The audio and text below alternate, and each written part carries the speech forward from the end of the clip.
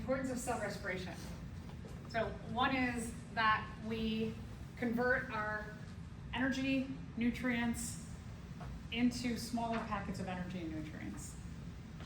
So we take our bigger molecules that we eat and we consume and then go through metabolic pathways so that they break down into ATPs.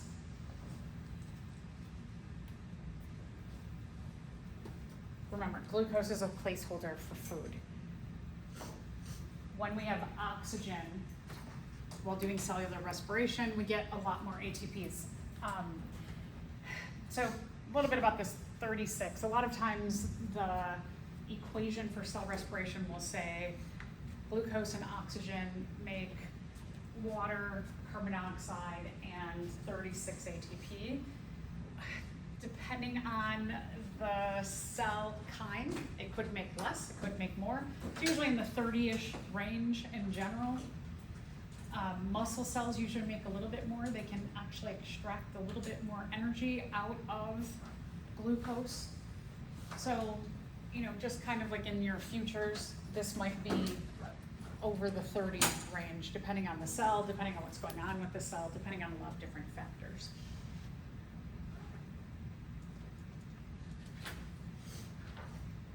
This is crazy. Almost all cells, all different kinds of cells, the diversity of organisms use cellular respiration to break down their energy sources. So again, another tying or unifying factor that shows that probably all living things came from a common ancestor. Cellular respiration and photosynthesis are opposite reactions. The products of photosynthesis are the substrates of cell respiration, right? We said that for photosynthesis, initially we get glucose and oxygen. We start with glucose and oxygen for cellular respiration. And the products of cellular respiration-ish use that carbon dioxide, water. You have an energy source. Now in our case, in cellular respiration, it'll be ATP that the cells use. The carbon dioxide and water fuels photosynthesis, but we have a different energy source input. So again, cellular respiration, glucose, C6H12O6, and oxygen, 6 oxygens, food in general, right? Kind of put food into our metabolic pathway of cellular respiration. And you make carbon dioxide, water, and 30-something ATPs.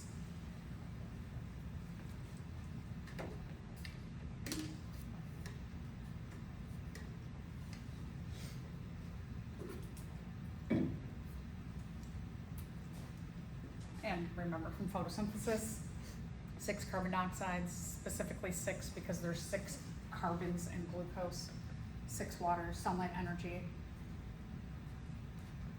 And we get out glucose, which can go into different metabolic pathways to make all of the different food sources that your producers make.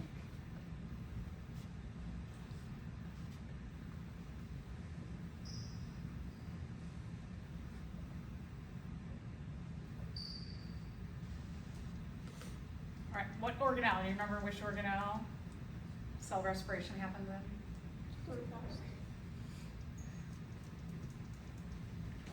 Cell respiration. Mitochondria, yeah.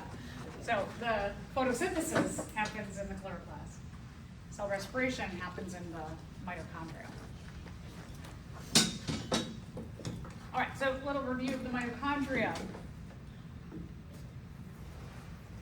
So this is kind of an interesting point. Most of the enzymes responsible for cellular respiration are found in the mitochondria.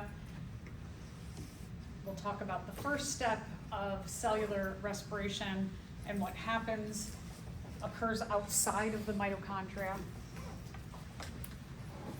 The mitochondria has 2 membranes. So you can see this outer membrane here. It's yellowish, orangish, a light orange. And then the inner membrane, it has all these folds inside.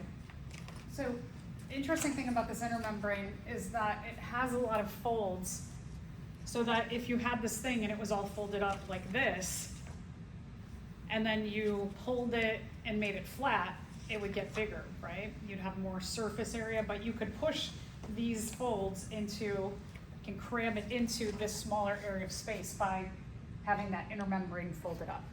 So we can like squish a lot more surface area inside by having folds in the inner membrane. The folding parts where it's squished together are called cristae.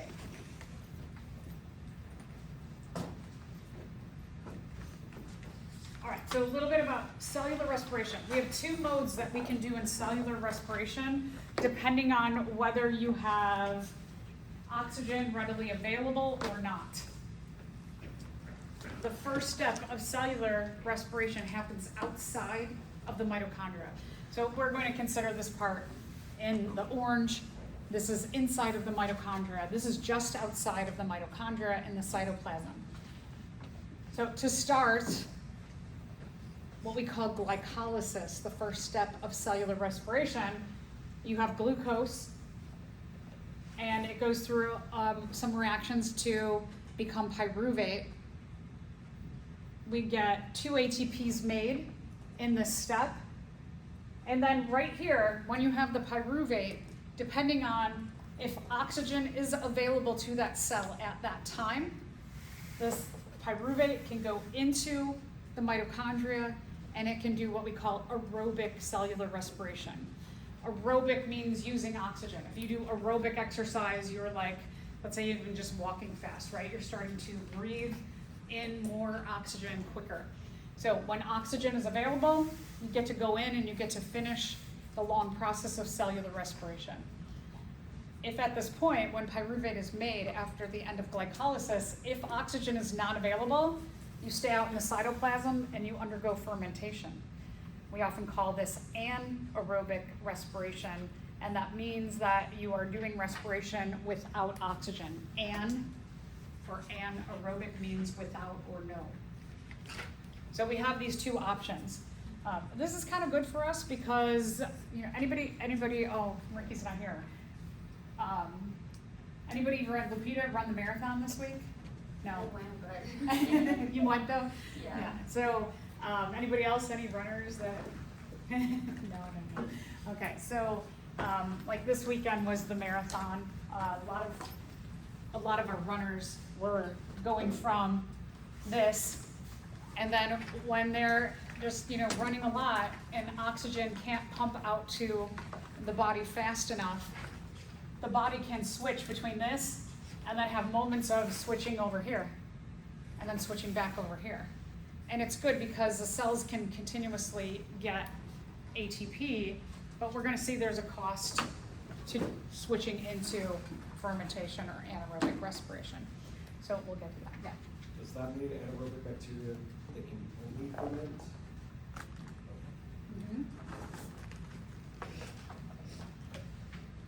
And some bacteria can do both, depending on the situation. Yeah. I mean, I would say most organisms can do both, but there are some that just do one. All right, do plants have mitochondria? We know plants have chloroplasts. Do plants have mitochondria? Okay, good. So yeah, plants have mitochondria. They don't only have chloroplasts, they have both. So one of the great things about being a plant or an autotroph or a producer is that all you need is a supply of water, carbon dioxide, and then the sun. Today's not real good for our plants. They're gonna get a little bit of sunlight filtering through the clouds. So their process of photosynthesis is slowing down a bit today, but they're going to still take in the sunlight, the water, carbon dioxide. They're going to make glucose and oxygen, and the glucose and oxygen are going to funnel over from their chloroplast to their mitochondria, and then their mitochondria is going to take that glucose and make it make a lot of smaller bits of energy, ATP. So yes, so that's nice, right? They just need some sunlight, water, and carbon dioxide, and they can make all of their energy sources. These days, that'd be great if we could do that, right? Food's really expensive. We're going to talk about a couple other electron carrying molecules. Remember that those are molecules that you have two parts to them, and then they will capture energy and electrons and make a bond and hold on to energy, and then later on they're going to do an exergonic reaction where they break the bond and they release the energy to some other coupled reaction. So two common ones when we're talking about cellular respiration are NAD making NAD plus hydrogen plus electrons plus energy to make NADH, and we also have what's called FADH2. So this is interesting. NADH, I just seen a lot in the news that there's supplements that people are trying to sell, NADH supplements out there. And the idea is that it can better support your cells and give more support during cellular respiration. I'm curious to see where the research goes. I'm waiting for research to come out rather than, I've seen the explanation of it, but I haven't seen any peer review published research to support this supplement yet. We do make it in our bodies, so I'm kind of like, what is this extra supplement doing? What are the benefits? They think it can help with longevity and it can help with like an anti-aging. We'll see. So if you see this NADH out there, probably because I'm talking about it, your phones will start, the bots are going to send you things about NADH supplements today. Let me know next week. I'm curious if that, bringing it up, sends that to you. All right, so with NAD and H, they're hanging around, they're waiting for electrons to make a covalent bond. They need two electrons, and they need an input of energy with those electrons to make NADH. We're going to see later NADH is going to get broken apart to fuel some other reaction. So let's talk about the 4 steps of aerobic. We're talking about, ideally we have oxygen in the cell, so aerobic cellular respiration. Just to know, I like to spell this out as 4 steps. Some textbooks may say it's 3 steps, some may not even address steps, but I like to always bring up different ways that we can look at individual metabolic pathways so that we can count, especially when we're looking at like photosynthesis. It was, I think, a good way to look at what happens when you have the light, what happens when you don't have the light. And with cellular respiration, we always start with glycolysis, and then if we have oxygen, we're going to go on and do 3 more steps. If we don't, we're going to go into fermentation. So anyway, you might see some variance. It's just like the characteristics of life. One book might say there's 7, one might say there's 8, one might say there's 4, and they combine them in different ways to just have all the same stuff.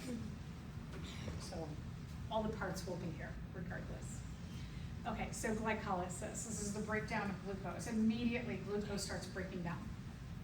It goes through a couple of reactions, metabolic pathway reactions, to make pyruvate.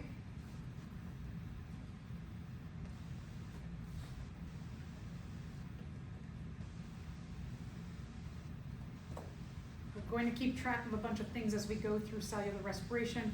We're going to look at what are the end products of each of these different steps, how many ATPs are made, how many NADHs or FADH2s are made, and anything else that's significant along the way.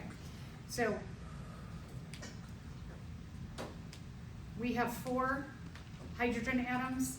We have 2 NADHs to make our 2 NADH2s.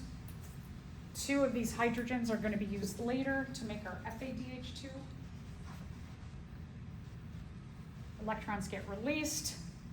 We're going to make 2 NADHs here. Like I said, 2 hydrogen atoms, hydrogen ions are still left. This occurs again outside of the mitochondria. So before I said most of the enzymes for cellular respiration are found inside the mitochondria, but in this step, some of them are just outside the mitochondria. There's 2 ATPs made at this step. Let's just think that our cell, for now, we're going to make 36 ATP. 2 ATP here, and then remember 2 NADHs. This is the metabolic pathway of glycolysis. I always like to focus on some, like the big picture things. Glucose goes through some metabolic reactions to make 2-pyruvate at the end. We make 2 NADHs.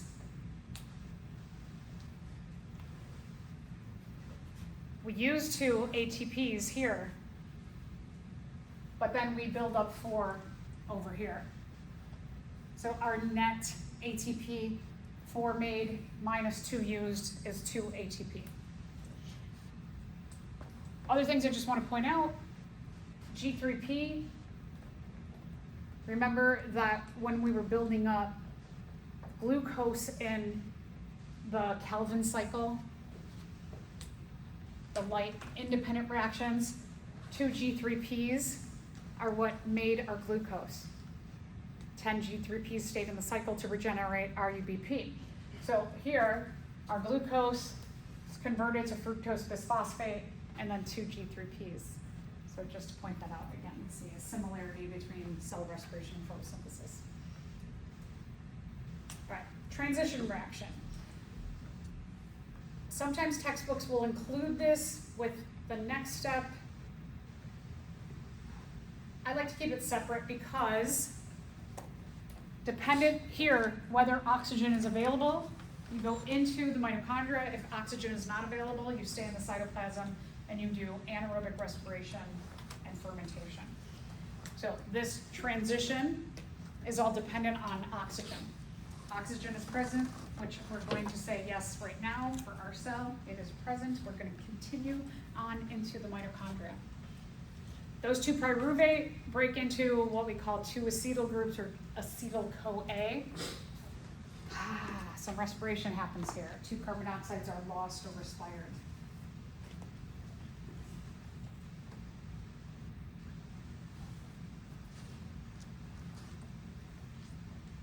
We make 2 NADHs in this step.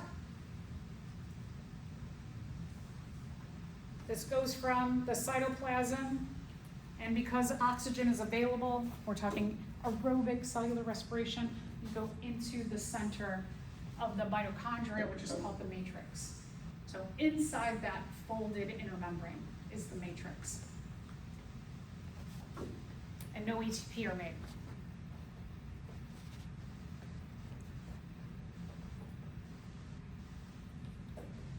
So far we've made 4 NADHs, 2 ATPs.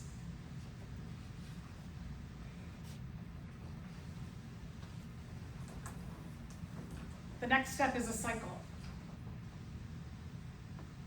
So what we start with is regenerated at the end of this cycle, and then we have a number of energy-carrying molecules that are going to be created during this cycle.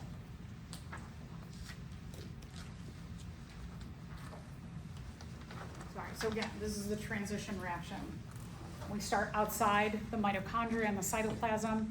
When these 2 pyruvate are made, if oxygen is available, goes into the matrix of the mitochondria. 2 acetyl-CoA or 2 acetyl groups are made. 2 carbon oxides are respired out, and 2 NADHs are made. No ATP. No ATP made. Okay, so now we're going to go into the Krebs cycle. The Krebs cycle starts with our 2 acetyl-CoAs.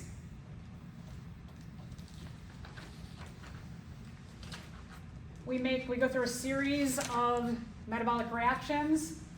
6 NADHs are made. 2 FADH2s are made. 4 carbon oxides are respired out. So we've gotten rid of our 6 carbon dioxides for cellular respiration, and 2 ATPs are made. So counting so far, we have 10 NADHs, 2 FADH2s, and 4 ATPs so far. we've respired off 6 carbon dioxides. So in saying that our cell is going to make 36 ATP, we've done 3 of the steps of cellular, aerobic cellular respiration, and we've only made 4 ATPs so far. So this last step is going to bang out a whole bunch of ATP.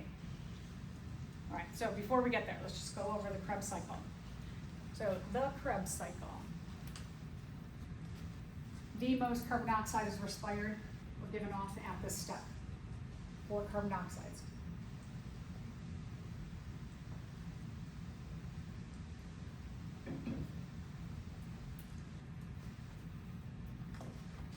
We build up energy carrying molecules, 6 NADHs and 2 FADH2s, 2 ATPs also.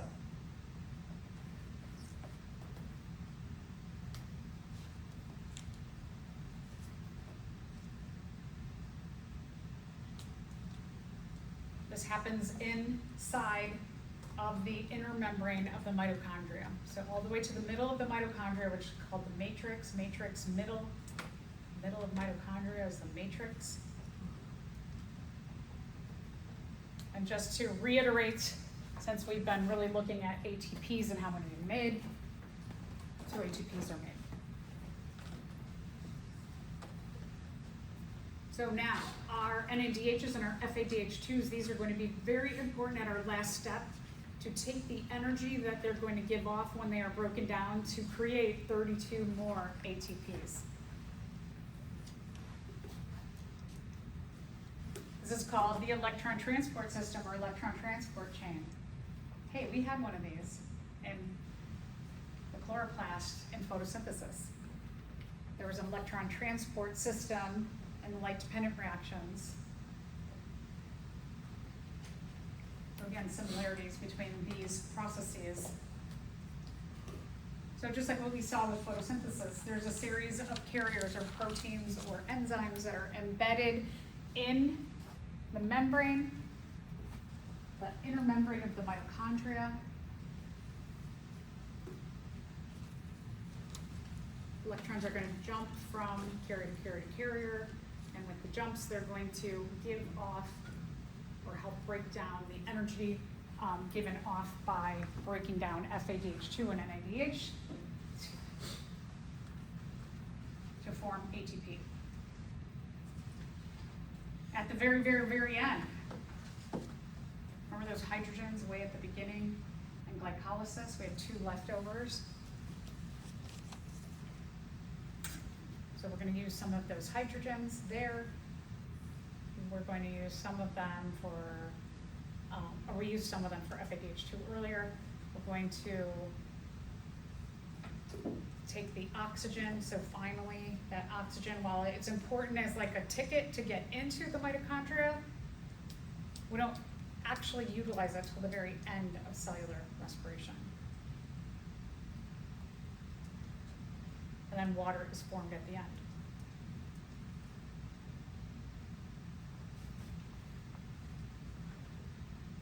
The breaking down of NADH and FADH2 are going to charge up electrons that are going to pass over that energy to the production of ADP and P to make ATP.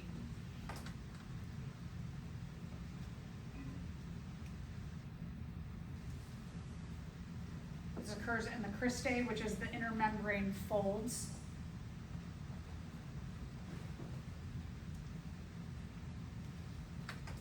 And again, so we're looking at our cells making 36 ATP. Some cells may make a little extra, like the muscle cell might make 34. In some cases, you might have cells that only make 30. So we're in the 30 range. So this picture here shows you that on one side of the cristae, or the membrane, the matrix side, the inside, you've got your energy carrying molecules, your NADHs and your FADH2s. And they are going to, enzymes are going to chop them apart. When they get chopped apart, they're going to release energy, and the electrons that made up the covalent bond that held together the NADH and the NAD and the H. So those electrons from the covalent bond are going to go through a series of carriers, fueled by the energy released by breaking that bond. They jump, jump, jump. When they jump through the series of carriers, the energy given off goes to ADP plus P to make ATP. Same thing with FADH2. FADH2, when you take off the two hydrogens, releases electrons. The electrons are going to be utilized by gluing together ADP plus P, plus they were energized by the energy released in the breaking of that covalent bond.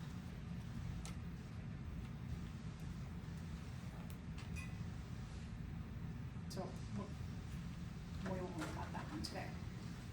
Okay, so this is the one I gave you the diagram of the other day. I gave you that loose sheet of paper. You have it in your notebook too. But this is a great summary of both anaerobic and aerobic cellular respiration. So what I would do is just start writing this out and thinking about the blue is the cytoplasm. That glucose up there goes through glycolysis in the cytoplasm, goes through a series of reactions to make 2-pyruvate. If oxygen is available to that cell, those 2-pyruvate go into the matrix of the mitochondria. If not, the pyruvate will go off and go into fermentation. We produce 2 NADHs and 2 ATPs in glycolysis. In the matrix, you do the transition reaction. 2 acetyl-CoA are formed. 2 NADHs are made. 2 carbon oxides are respired off. You lose 2. No ATP are made. The Krebs cycle go through a series of reactions where 6 NADHs are made, 2 FADH2s are made, 2 ATPs are made, and you lose 4 carbon oxides. So the most carbon dioxide lost in the Krebs cycle. These energy carrying molecules are going to go to our last step, the electron transport chain. They are going to have the bonds that were created through this process broken apart. They're going to release high energy electrons that are going to be received by ADP plus P to make 32, 34, maybe 28, depends on, going to make a whole bunch of ATPs. So our total of our ATPs is in that 30 range. So again, importance of oxygen. The importance of oxygen, oh, sorry, I lost one thing. The oxygen, the hydrogens, they're going to make water. Forgot that little important point at the end. All right, so the oxygen is necessary to get you into the mitochondria so that you can do steps 2, 3, 4. You can make all those ATP in the electron transport chain. And then you can form water at the end.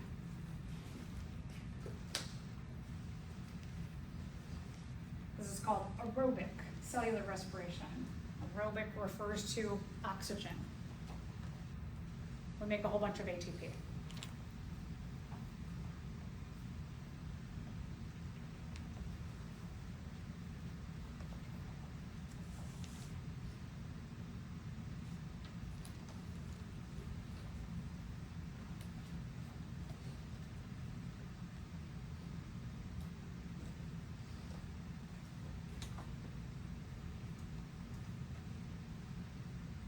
So let's talk a little bit about why it's important to break down glucose and why is ATP so important. Our food molecules, even if we're looking at going from our food and breaking down our food, these big macro or big molecules, and breaking them down into polymers. Even polymers, which we studied when we looked at all the different biomolecule groups, they're still too big for cells to deal with. So they have to get broken down, the polymers get broken down into their monomers, and the monomers get fed into cellular respiration. It's kind of like your polymers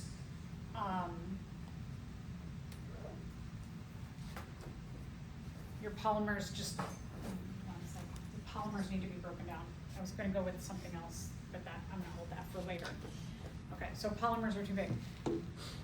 The cells, they need to use ATP to fuel a lot of their reactions. They need something really, really small. Something flexible that can be broken apart to release energy or put back together to hold on to energy.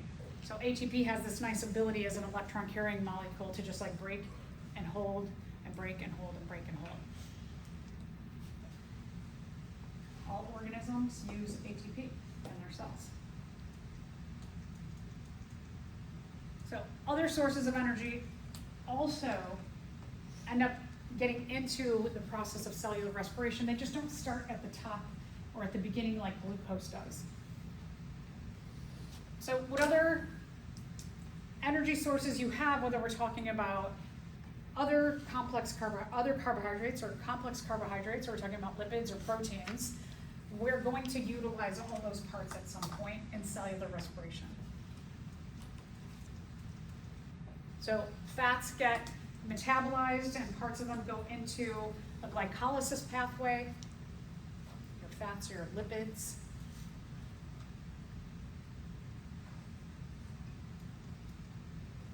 Same with the proteins. The proteins will get broken up into their parts, and then they will go into various parts of acetyl-CoA, pyruvate, some of the parts within both the Krebs cycle and the transition reaction. So this gives you just an idea of when you take proteins, that the parts of them get funneled into, when they get metabolized or started to get broken down, they go into various parts of glycolysis, the beginning and middle of the transition reaction and the Krebs cycle, and you can see fats go in as glycerol into glycolysis, and the fatty acids go into the beginning of the transition reaction. So everything gets utilized and funneled in somewhere. These will just be other metabolic pathways that are happening in the cytoplasm of the cell. So let's talk a little bit about anaerobic respiration, which leads to fermentation. An means no or without. So anaerobic means no oxygen respiration.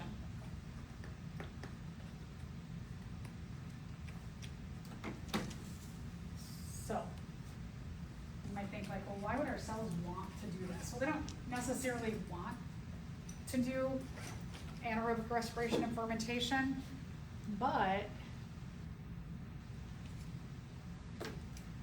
when oxygen is not readily available, when you don't have a whole bunch of it, and our cells can switch, like I said, runners, or even if, let's say that you're moving and you're carrying boxes up and down stairs all day long, your body might be switching from aerobic respiration to anaerobic respiration throughout the day, depending, like maybe if you've just like gone to get to the top of the stairs and you're breathing really heavy, you might switch for a few seconds over to anaerobic respiration. The benefit of this is that it allows your cells to continue to break down your energy and create some ATP. Otherwise, if you couldn't just switch into this, when oxygen was not available, it would mean that your cells would just stop. Which means it could be like cell death, right? If you're in prolonged periods of time without oxygen available, that can be really, really bad. So the benefit of this is that you can switch over to this temporarily and still get a little bit of energy. There are some costs to that when we do anaerobic respiration that leads to fermentation.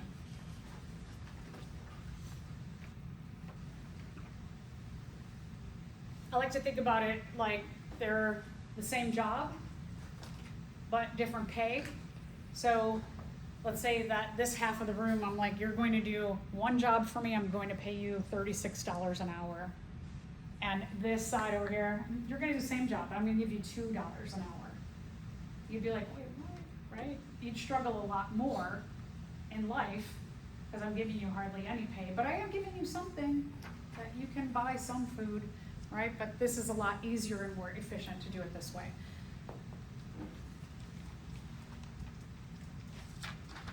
All right, so anaerobic respiration, when we're talking about glycolysis, in the cytoplasm, we get only 2 ATP, as opposed to getting 30-something ATP.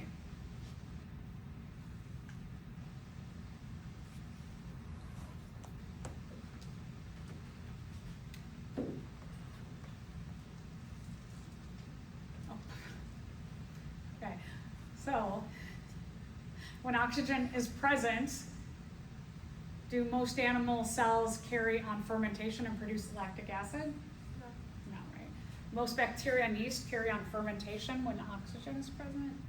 That wouldn't make any sense, right? 2 ATP molecules are produced for each glucose molecule when oxygen is present. Most animals will convert carbon dioxide to glucose. No, that's photosynthesis. Most cells will utilize aerobic cellular respiration when oxygen is available.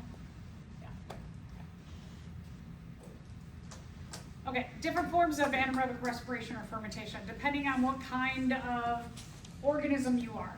So we are an animal. When we're doing exercise and our blood is pumping really, really fast, so we can't get enough oxygen out to our cells, we may switch to a form of fermentation that gives us 2 ATP, and it also gives us lactic acid.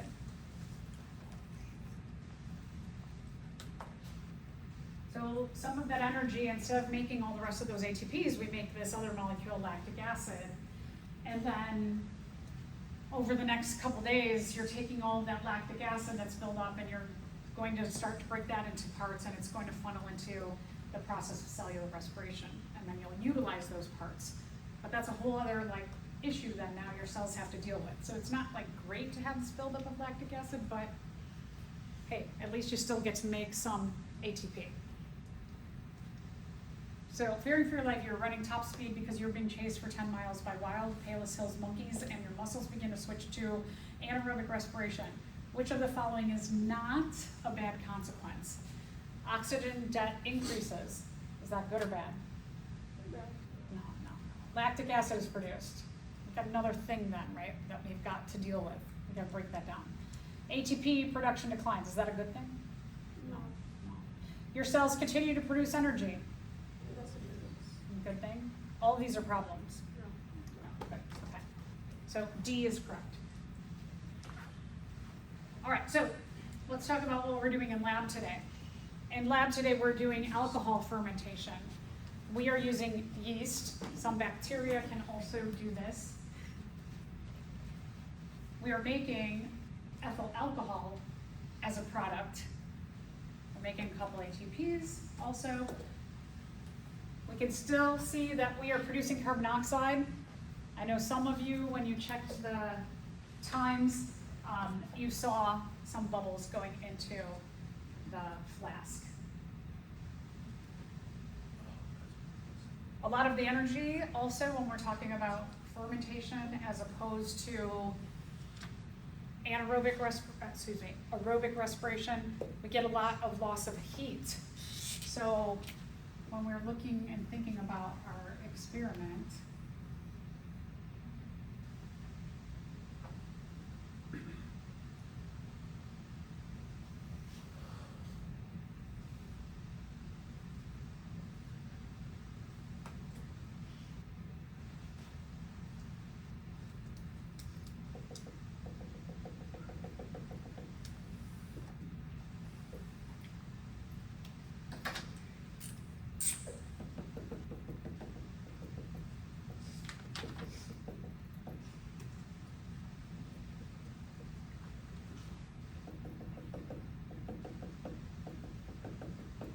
so our grape juice has glucose in it. It's a fruit juice, so it's going to have glucose and maybe some fructose in there. We added some extra sugar to it also. We put the yeast in there. And initially, in that little space, there is some air, and so maybe for the first couple hours, and terms of the heat, not much is happening because they're utilizing the oxygen in this little airspace and they're undergoing aerobic respiration. But when all the oxygen is utilized here, then they're going to switch to a no oxygen environment and they're going to start to do anaerobic respiration and ferment. And when they're using the process of fermentation, what they're making is that they're taking the glucose and they're converting the majority of that energy into alcohol. You also see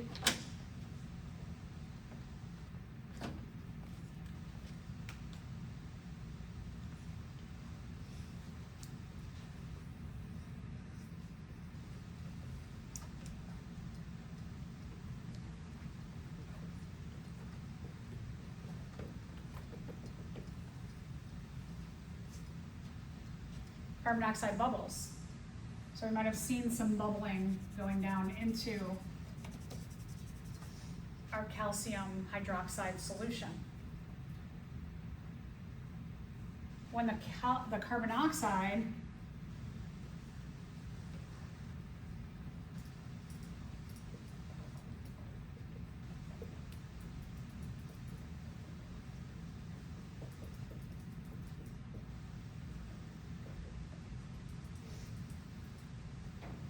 When the carbon dioxide reacts with our solution, the calcium hydroxide,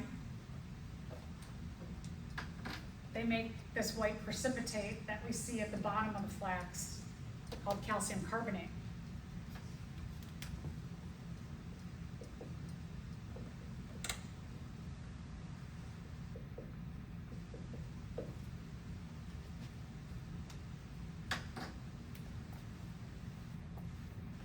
The process of fermentation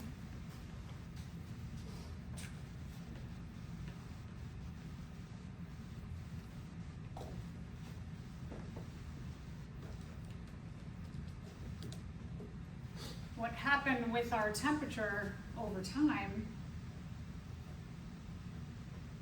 let's say, let's go here.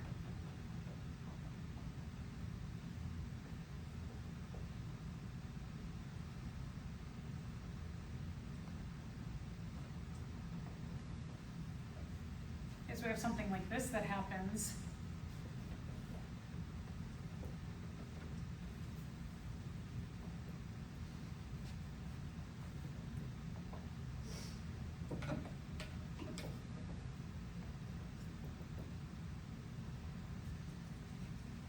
And so what we saw by tracking the temperature was it gave us temperatures that went from about room temperature, like our control stayed about here the whole time because it didn't have any yeast in it. So nothing could make this whole reaction happen, make the temperature go up, make the carbon dioxide, we didn't see any bubbles. You might just start to get some calcium carbonate starts to precipitate out of the solution just because it's sitting around. But you get a lot more when we're taking a look at the variable group. So,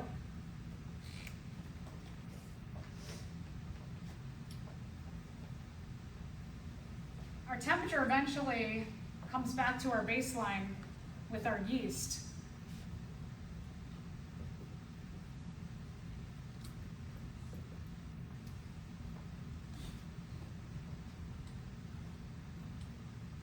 What do you think are going to be the causes? What causes the temperature to rise up and then go back when we're talking about our yeast thermos? The sugar breaking when they break the sugar inside. Okay, they've broken the sugar. They ran out of energy, stopped fermenting, they ran out of juice and they died. So it dehydrates or the cow back. Okay, so we got a lot of things. Do you want to say something, Henry? Just like possibly they don't have glucose. Yeah, so when the yeast are in here, good points. When the yeast are in here, in order to just keep doing anaerobic respiration, they're starting to use up and break down the glucose. So as they're breaking down that glucose, they're converting some of that into alcohol. What's happening here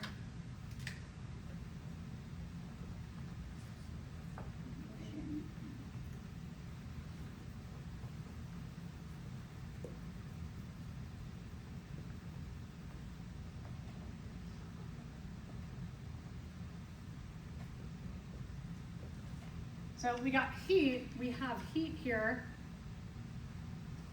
You've got some heat that's given off by that conversion of taking the glucose and making it something else. You're giving off heat by making those reactions happen, right? Laws of thermodynamics say that when you convert something from one thing to another, you give off a lot of heat. So heat's been getting off here. So we know that where you have heat, they are doing anaerobic respiration or fermentation, and they're going to continue doing this until there's no glucose left.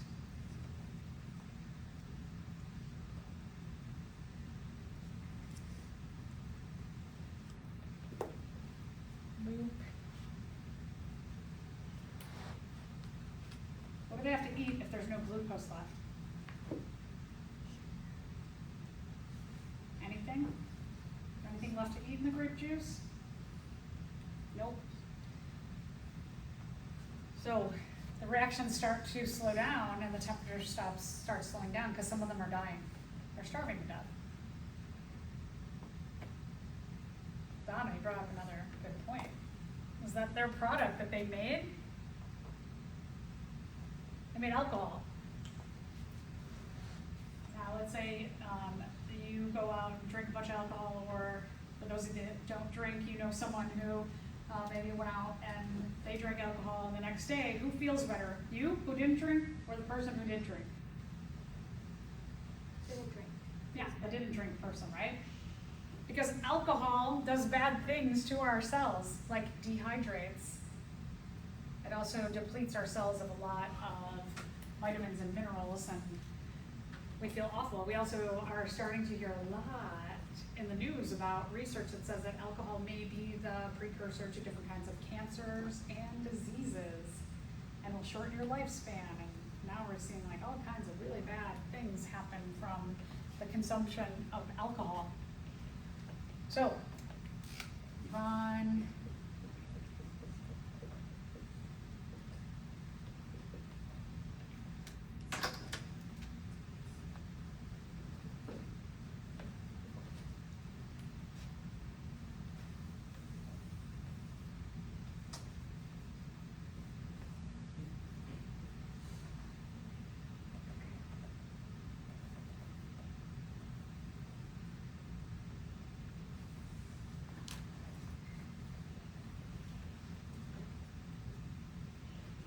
so these factors, that they're running out of food and they're starving to death, while they're also getting dehydrated by the product of alcohol, you see the temperature starts to go down because the yeast are starting to die.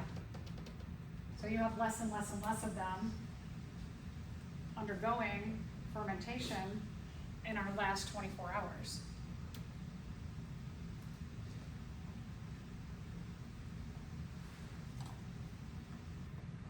So we have a number of things to support that fermentation has happened.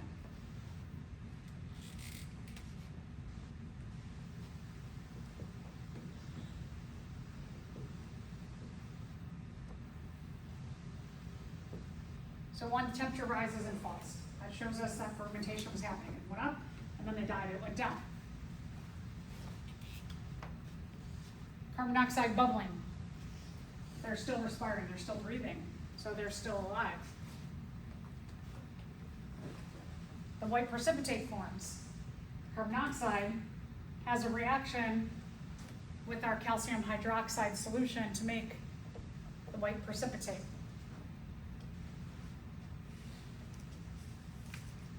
So there were 3 things that we were looking at over the course of the last 2 days to support that, yeah. Oh, and then the last one is, there's 4. is that when you open those up today to give them a smell, you will smell an alcohol smell. So all of these things, I know I saw this yesterday and I saw this yesterday.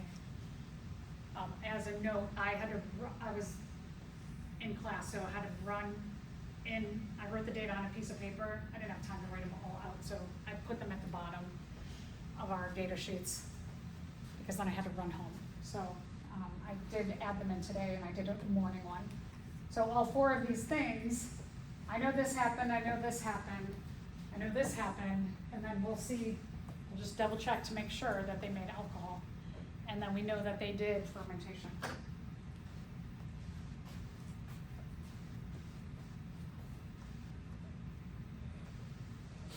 All right, so heat. We're looking at heat given off.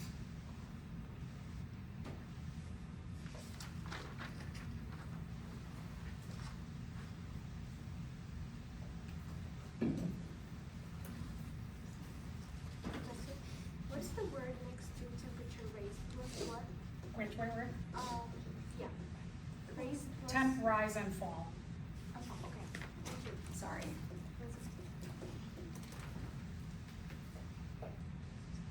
All right, so here's your fermentation.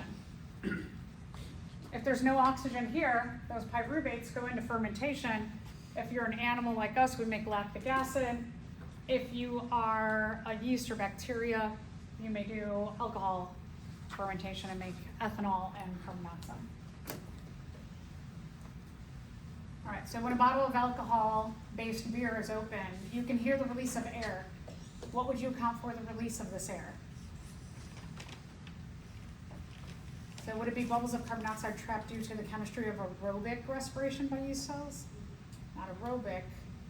Lactic acid fermentation accounts for the gas released in a bottle of beer. Do the yeast do lactic acid fermentation? That's us. The beer was bottled while the yeast were still alive and fermenting, so bubbles of carbon dioxide were trapped. Oh, pretty good. The bubbles are simply nitrogen bubbles which result from the beer making process. The bubbles were formed by the yeast cells during the electron transport system. No, that's part of aerobic respiration.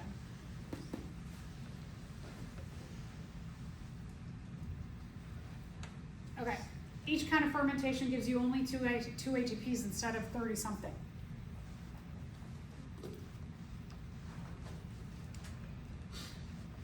You don't get to go into the mitochondria, you stay out in the cytoplasm. It still starts with glucose or some other food source. We still break down our food sources. And most of that energy is lost as heat. Okay,